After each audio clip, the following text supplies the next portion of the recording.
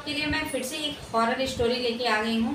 तो वैसे आप देख रहे हो स्टोरी टेलिंग नीतू। तो मैं आज आपको जो स्टोरी बताने वाली हूँ ना, उसको सुन के आप डरेंगे भी और आपको ना मज़ा भी आएगा। तो ये कहानी है, मतलब जो स्टोरी है आज की हमारी, वो एक हमारे बंगाली दोस्त तो नहीं बोल सकती, मतलब पहचान वाली है। तो उन्होंने बताया था उनके गाँव की एक स्टोरी है ये। तो उनके गांव में, मतलब पड़ोस में एक उनके चाचा रहा करते थे, चाचा लगते थे। ऐसे गांव में कोई भी हो चाचा और भैया ही लगता है।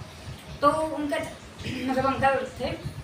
तो वो दूध का काम किया करते थे उनके घर पे, मतलब गाय भैंसे वो सब थी। तो वो दूध दिया करती थी और वो उन्होंने डेयरी नहीं खोल रखी थी, बट दूध निकालते थे और बाल्टी में जो होता है ना दूध वाला टब, उसमें भरते थे और फिर ले जाके ऐसा चौराहे पे दुकानों पे देते थे, जैसे हलवाई वगैरह के वहाँ।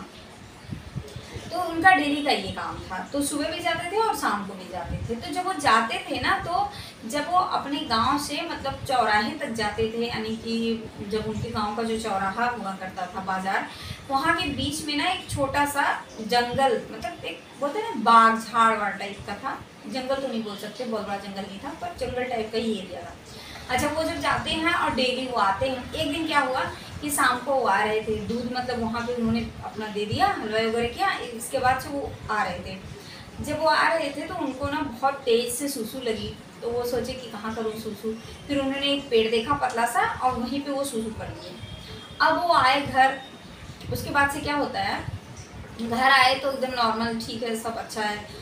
फिर दूसरे दिन भी वो क्या किए कि गए और आए। दूसरे दिन से अब यहाँ पे घटना चालू हो गई। चालू ये घटना हुई कि जब भी वो खाना खाते थे, जब वो लोग ना, मतलब शाम के टाइम में जब वो लोग 9-10 बजे खाना खाते थे रात के टाइम में, तो उनका क्या होता था कि उनके यहाँ, मतलब जो उनका जहाँ पे वो एक पूरा बड़ा सा एक लिविंग रूम टाइप का समझ लो, मतलब ऐसा गाँव का घर था। तो कच्चा था और उसमें ना एक बड़ी सी खिड़की भी बनाया था उन्होंने कि एकदम हवा हवा आने के लिए। तो वो पूरा मतलब एक हॉल टाइप का था और किचन था, लेटरिन बाथरूम यही सब था। तो थोड़ा आंगन टाइप का। तो वो लोग वहीं बैठ के अपना खाना खाते थे डेली एक ही जगह। तो एक दिन क्या होता है कि मतलब उसी दिन दूसरे दिन वो खाना खा रहे होते हैं और देख रहा होता है वो जो बंगाली थे वो देख रहे हैं कि मतलब बाहर एक लेडी आई है और उनको बुला रही है। अब वो बुला रही, अब ये खाना खा रहे हैं, इनकी नज़र उस पर ऊपर बार बार जा रही है कि वो लेडी इनको बुला रही है। और इनकी बीबी का नाम था सुशीला और इनका नाम था प्रेमचंद। तो प्रेमचंद देख रहे हैं सुशीला जो है वो अपना इनको बार बार देख रही है कौन है। तो फिर ऐसे ही बोल रही है कि बार बार खिड़की की तरफ क्या देख रहे हो, क्या है। तो बोले अरे वही है जो बुला रही है, बोल रही है आ जाओ आ जाओ। तो बोली कौन आ जाओ बोल रही है। अब उस सुशीला के मन में शक हो गया कि भाई कहीं ऐसा कोई स्त्री इनको बुला रही है। तो फिर बोली चुपचाप अपना खाना खाओ, उधर मत देखो। बोले हाँ मैं खा रहा हूँ, जा नहीं रही है, जा जैसे जा। झाड़ू उठाए नहीं जा रही है, अभी भी नहीं जा रही है। झाड़ू उठाए, इसके बाद दौड़े उधर, नहीं जा रही है। अच्छा, जब ऐसे बहुत तेज से और फिर बाहर निकले झाड़ू लेके, तब वो चली गई। अब यही कांड डेली होता था। जब वो खाना खाने बैठते थे तो वो आती थी, उधर खड़ी हो जाती थी। अब एक दिन सुशीला के मन में तो बहुत शक आ गया कि इनका पक्का किसी लेडीज के साथ चल रहा है। क्योंकि वो खाना खाते थे तो बोलते थे वो बार बार देख रही है, देखो बार बार बुला रही है मुझे, बोल रही है अरे वो चली गई, वो देखो इधर खड़ी होकर देख रही है। तो उसके मन में कभी भूत प्रेत का तो शक था नहीं। सुशीला के मन में एक ही शक था कि इनका किसी चक्कर चल रहा। कुछ दिनों के बाद वो डर के मारे सुशीला के ऐसा देखते नहीं, खाली देखते थे बस, ऐसे खाना खाने लगता था, देखता था खाना खाने लगता था। कभी कभी वो उसको बुलाती ही रहती थी तो कभी कभी मुस्कुरा भी देता था कि भाई कितना पीछे पड़ गई है भाई ये। अच्छा, एक दिन क्या हुआ, अब भैया सुशीला और इनके में तो पूरा लड़ाई चालू हुई एक दिन, और फिर हर दिन लड़ाई होने लगी।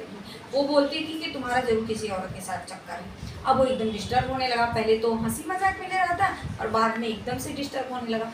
अब डिस्टर्ब इतना एक दिन हुआ कि वो जैसे ही खाना खाने बैठा, वो आ रही है, आई जैसे ही तैसे ही वो क्या किया कि खाना वाना छोड़ दिया, उधर ही फेंका और इसके बाद चप्पल उठाया और फिर उसको दौड़ाने लगा। अब वो आगे आगे भगी जा रही है, पीछे पीछे दौड़ाने भगी जा रही है, वो पीछे पीछे दौड़ाते दौड़ाते उधर ही पेड़ के पास गए जिधर सूसू किए थे।